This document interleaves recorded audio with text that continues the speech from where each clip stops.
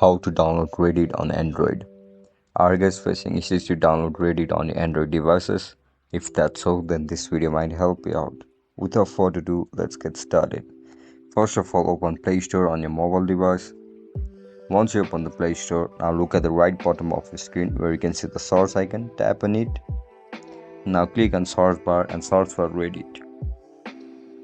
Click on the first option where you can see the icon for Reddit. Now tap on the install button. As soon as you click on install, your app will start to download. It will vary according to your Wi-Fi speed. As you guys can see, it's installing on our device. Now just simply tap on open. And that's it guys. That's how we're gonna download Reddit on Android device.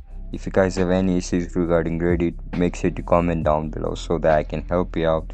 If you guys found this video helpful, don't forget to like, share and subscribe to our channel. I'll catch you up in the next one. Bye bye.